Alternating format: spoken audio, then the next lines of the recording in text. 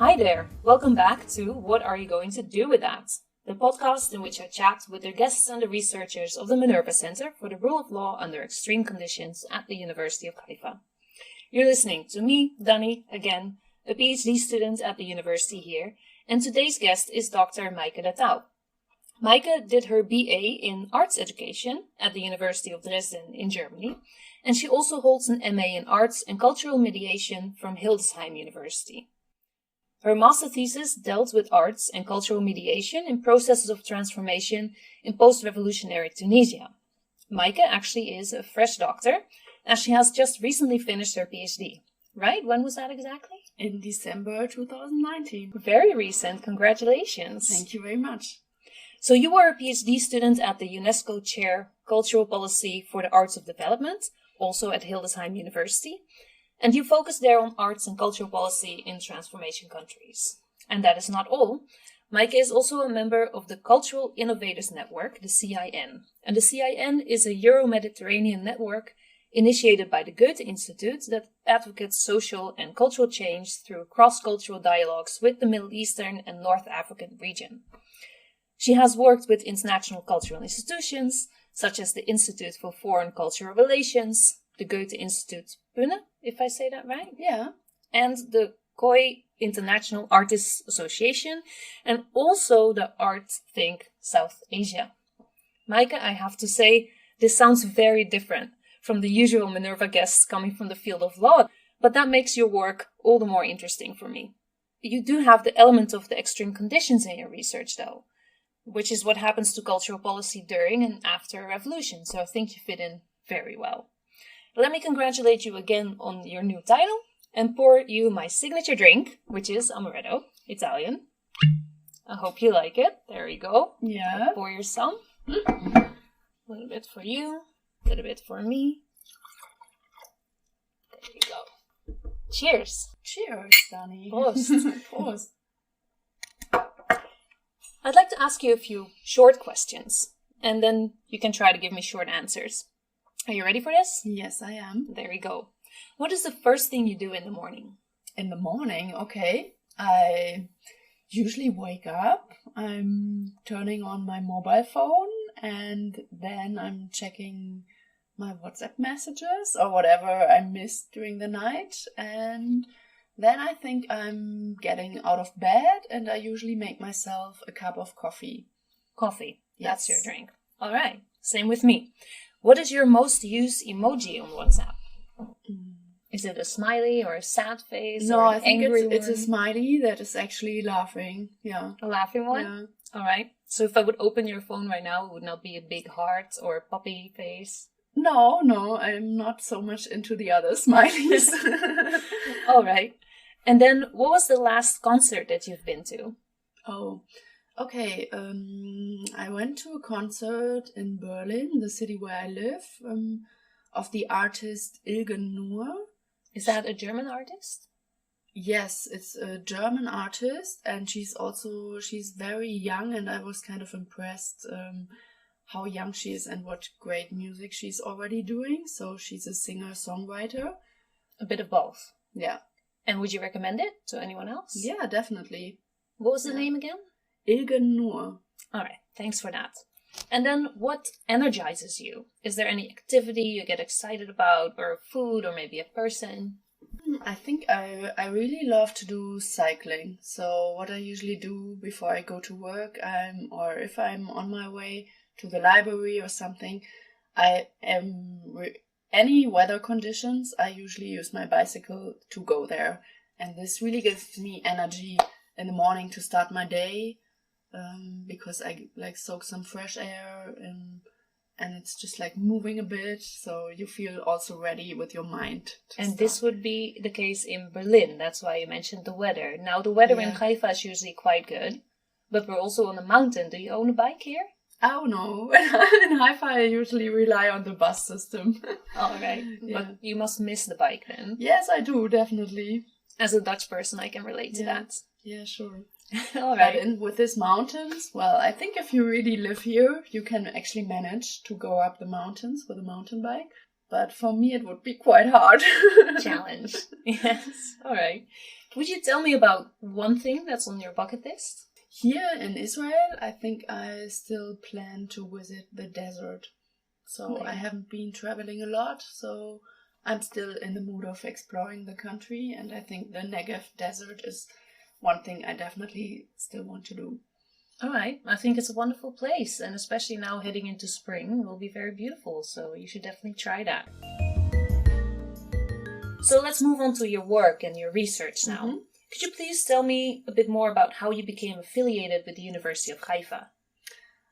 Okay. Well, here in Haifa, I'm on a fellowship from my home university, which is called Diederik Pinning Fellowship. It's actually also for Germany, a really weird name. But Diederik Pinning is actually a German sailor that was born in Hildesheim.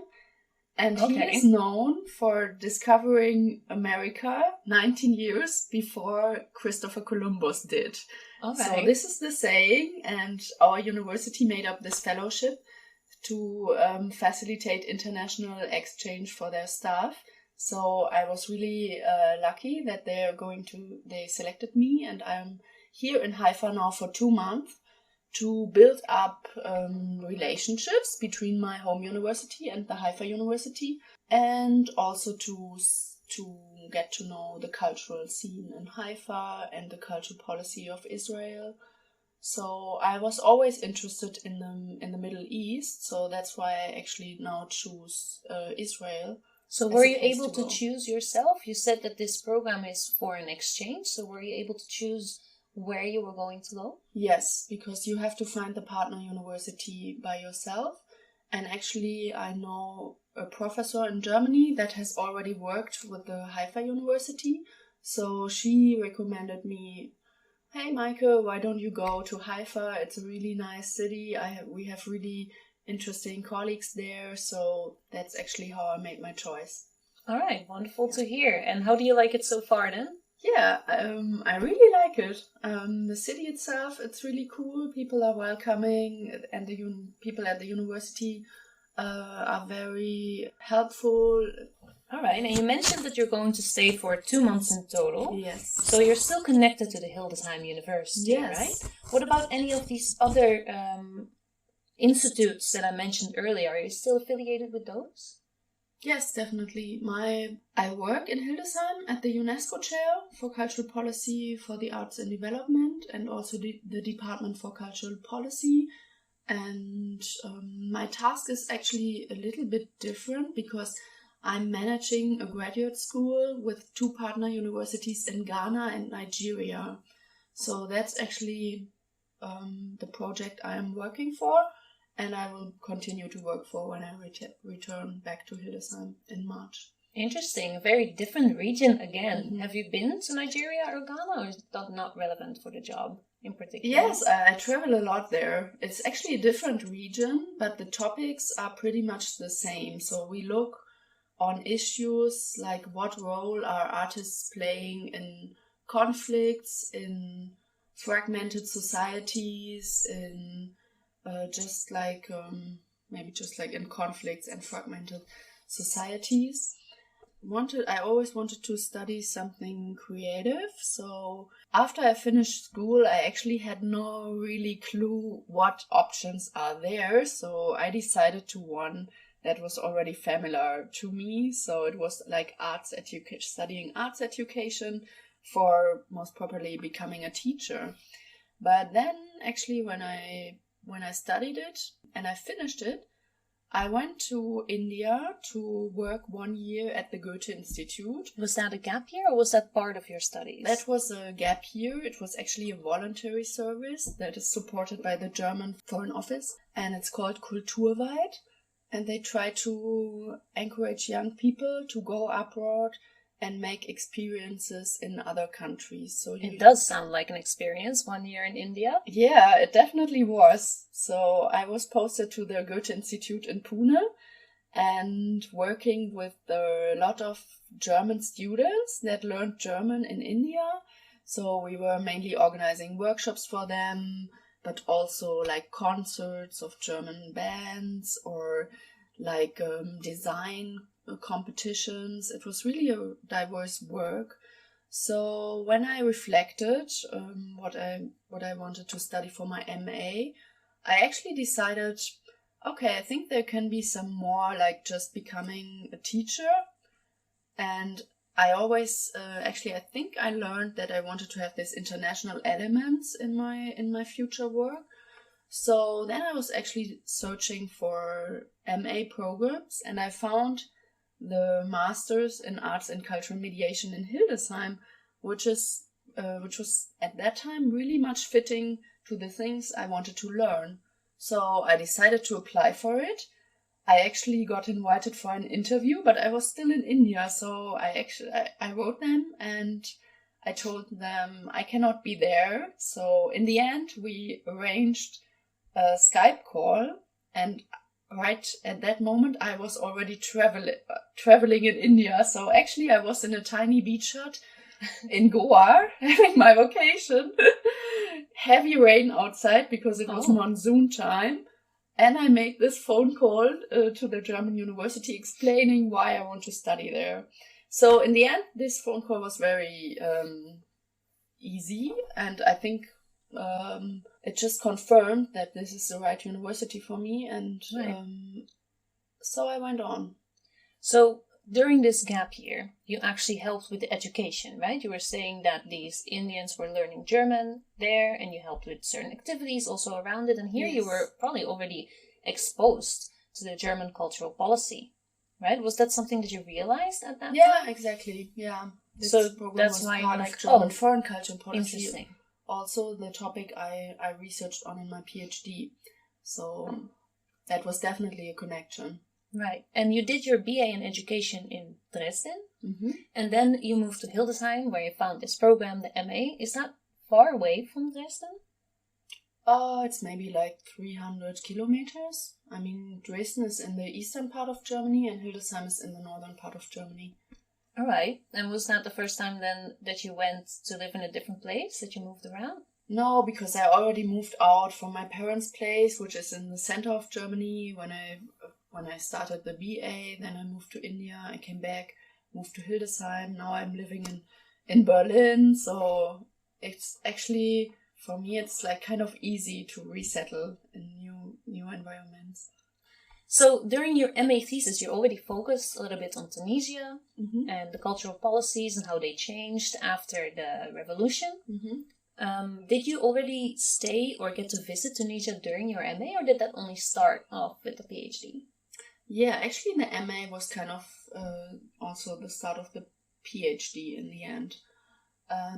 I actually knew that I wanted to work on German foreign cultural policy and international cultural relations in my MA, but I didn't have a example. So at that time I was doing an internship in the IFA gallery in Berlin, and they just organized an exhibition with artists that were reflecting on the revolution in Tunisia, 2010-2011. So that was actually the link, and I got to know the artist and the curator of the program, and they said, okay, we have a big art festival in Tunisia happening in March 2013, and you're most welcome to join us there, get to know the ideas, the artists, the projects. So actually, I would say by coincidence, it happened to be Tunisia. But I was also really lucky because it's a really interesting case, and the country is very inspiring. So can you tell us a little bit about what it was like to be on the ground in Tunisia and do your fieldwork there? Okay, field research is always a bit challenging in the beginning, but I think you just have to be open and just talk to people as much as you can. So actually I arrived there, and the festival was organized on 3 weekends, so in 3 different regions in the country. So the first region was very close to the capital city, and it was easy to access. So How did you prepare for the trip, for example? So you knew that this festival was going to be over 3 weekends. For how much time were you going to stay? The first time I was there for 4 weeks, actually. All right. So I arranged my stay through couch surfing because at Okay. that time I didn't have money to pay for accommodation because I was just an MA student. And then I think I interviewed 6 artists for my MA and also the curator of the festival. So I really try to get to know what is the agenda of the festival makers, what methods they are using, why they're actually using art as a tool in this democratic transformation process. And in the end, I wrote my MA thesis about it, and I discovered like this is not everything. There is more research to be done. There has to be more. Yeah, and my supervisor actually told me, Michael, think about it. If you want to dig deeper into this topic, you're most welcome to start your PhD here in Hildesheim University. And apply for a scholarship that I have in mind? Or did he say something like that too? Yeah, I actually had a little scholarship by the German-French University. They support projects, PhD projects, with the mobility fund. So if you want to research in another country, they are supporting your stay there.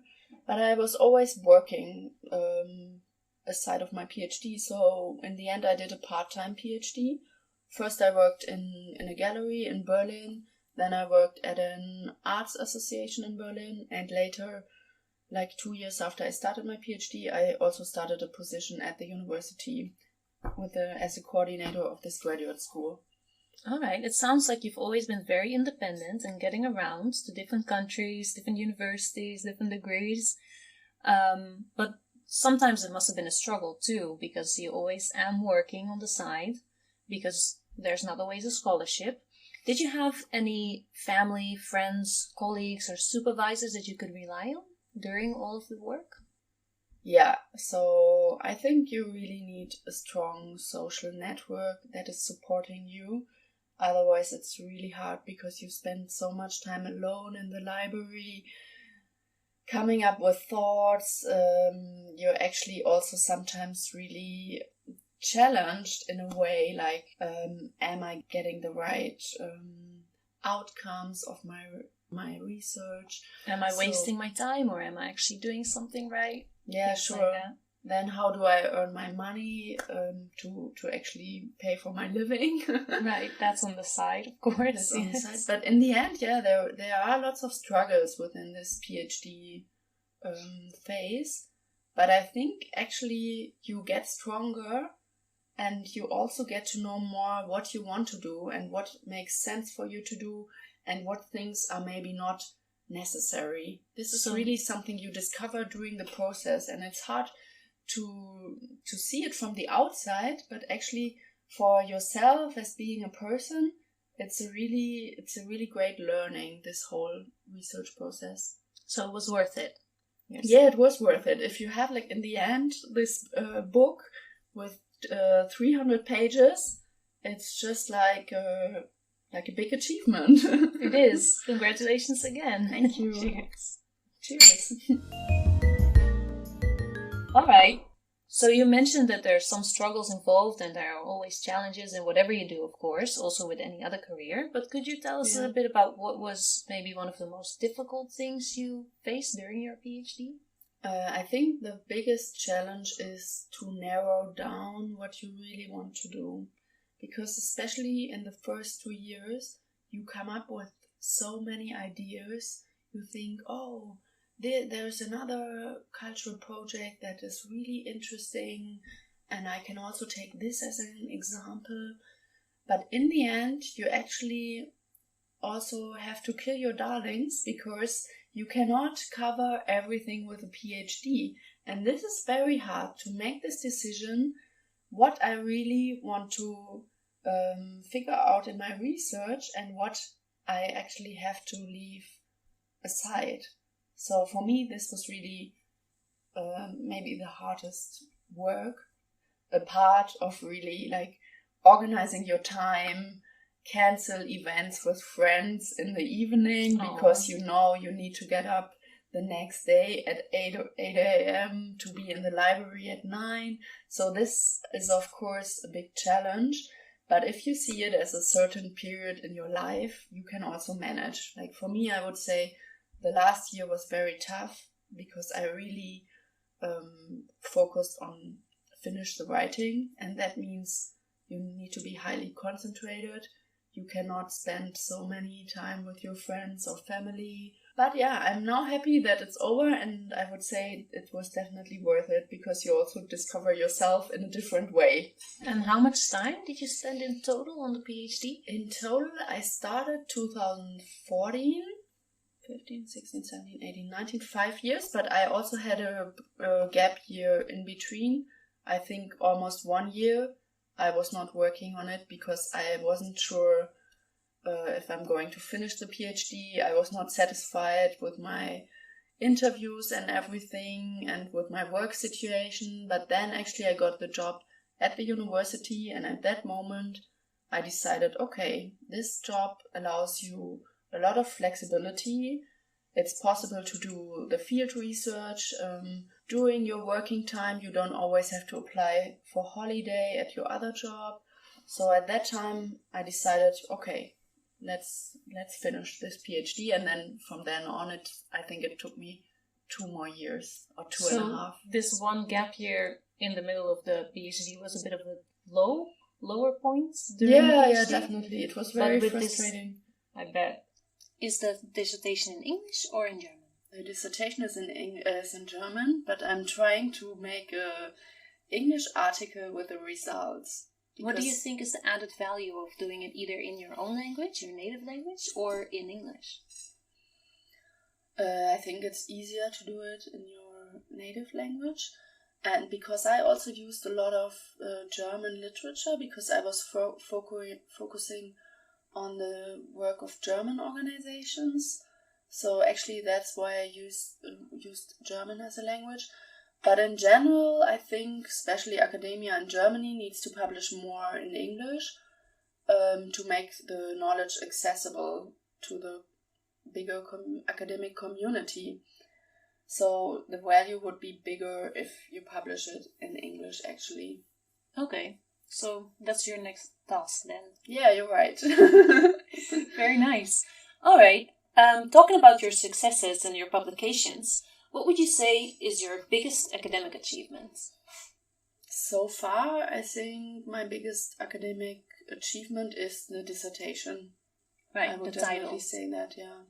The title and the book, because that's what also people look on in the end. That's right. Fair enough. Yeah. Do you have maybe 2 important recommendations to someone who's just about to enter your field or is thinking about doing a PhD or postdoc? I think what is important is to really find out what you're personally interested in. So really try to develop a topic that comes from yourself and not from your supervisor or the economic market or job positions you could follow, because you really need to work on it for 5 years or maybe 3 years if you're really fast. But you really need motivation to keep on. So this is important. And the second thing I would advise, find a supervisor that is actually giving you most freedom that is possible. So that you are really able to develop the topic like you want and not like someone else is actually imposing on you. But on the other hand, it's also important that the supervisor is supporting you, like taking you to conferences, involving you in panel discussions, or just like connecting you with the academic community. All right, thanks for the tips. And what is your next project? So my next project is right now happening here in Israel. So I'm trying to get an overview of the situation of artists and cultural policy here in Israel, but also topics of cultural diplomacy or German foreign cultural policy here in the country. So right now I'm actually planning to do 3 interviews with several art institutions in the country that have been developed by artists themselves. So like tomorrow I'm going to do an interview in the Museum on the Seam in Jerusalem. That's an art institution that is focusing on cultural dialogue between different communities, issues of coexistence. And what I want to find out is how actually the arts can contribute to these dialogue topics here in Israel. Very interesting. And a very different setting again than Tunisia. Yeah, right. But that's also interesting, you can actually shift to another country. The political situation, social situation is very different. Then, the final question, as usual, what are you going to do with that? With a PhD? Well, the publications of the postdoc. Because how much time is set for the postdoc now? The postdoc hasn't even started now. I'm just in the phase of developing a new project. Okay. So right now I have 1 more year with my contract at the university, and obviously I am not sure yet what I'm going to do with a PhD.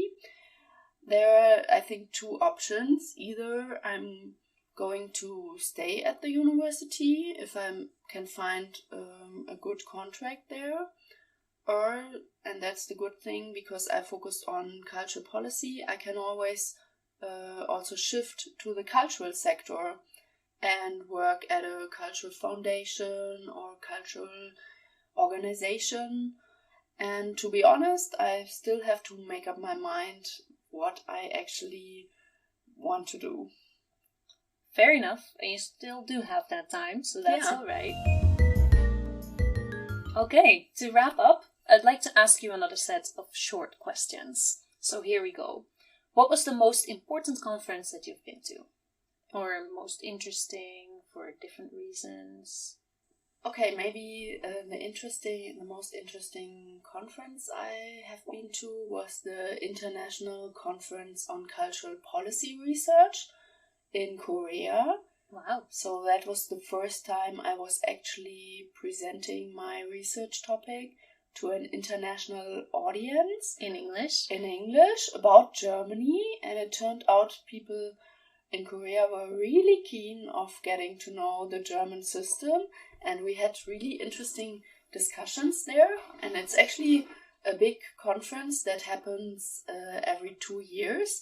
So after Korea, it was last year in Tallinn, in Estonia. All right.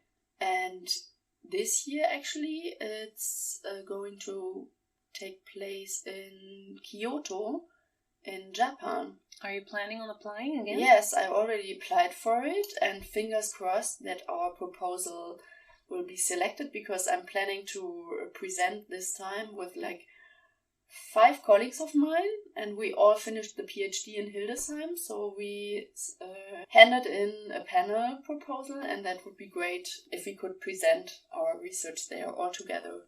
Very exciting. I'm keeping my fingers crossed too. All right, and then which scholarship was maybe hardest to get? Sometimes you also apply for scholarships and then it just doesn't work out. Yeah, well, I tried to get a scholarship for my whole PhD period, but that didn't work out. I applied at 2 foundations in Germany. Since then, I think I applied to a lot of travel scholarships for conferences, for field research, or now for Israel. But this actually always went on really easy. Okay, traveling is easier than the whole research. Than the whole research, yeah. How about the postdoc?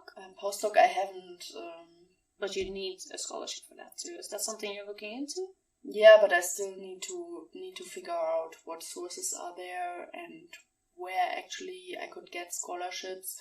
So I'm still in the phase of preparing, because I just finished 2 months ago. So also my mind need to relax a little bit before I come up with new ideas and new plans for my future. All right, good. What do you consider to be your best find?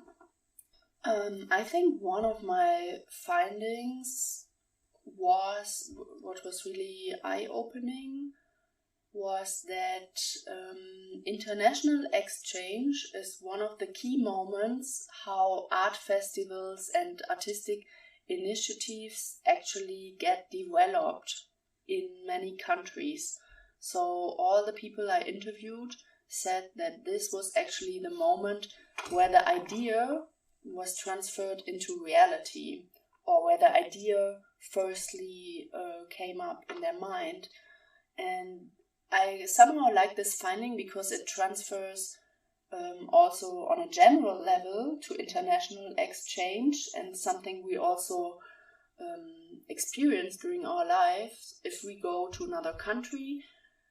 In many often these intercultural exchange moments are very important to come up with new points of view, new ideas and stuff in personal life, but also in professional life.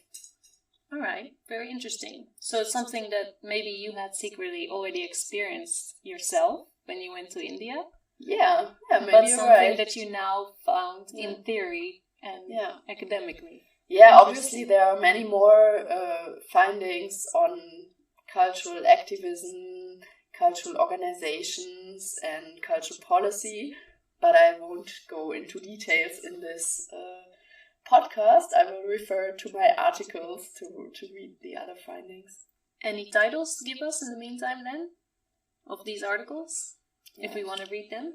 Yes, so one article is called Foreign Cultural Policy and Processes of Transformation, Perceptions of German-Tunisian Cultural Exchange, and it was published 2017 in the NCAT Journal of Cultural Management and Policy, Volume 7. And the next title will be my dissertation, which is called Artists as Agents of Change. All right. Civil Society Engagement and German Foreign Cultural Policy. Very nice. Good English title. All right. Then, who has impressed you most with what they have accomplished? Yeah, I think I cannot say that there's one person, but there are like a few persons I met in my life. And I think in general, that are the ones that would support you in what you're doing. Yeah, I think I like people that support your ideas, that make you curious for new subjects, new countries, and that can be a lot of things. Maybe they link you up with an interesting conference or an interesting art project, or even an interesting university like here in Haifa. So that is actually maybe the answer to this question. All right, good. And then, how do you relax after a hard day of work? Okay. There are certain things I like to do. One is cooking, because I really like to cut things, prepare meals, to really have this physical activity after you sat the whole day in front of the laptop just typing or reading. The second thing I do is sports. So I usually go swimming in the evening, which I think is really relaxing, because you do exercise, then you have like the hot shower afterwards, and then you can just drop into your cozy bed.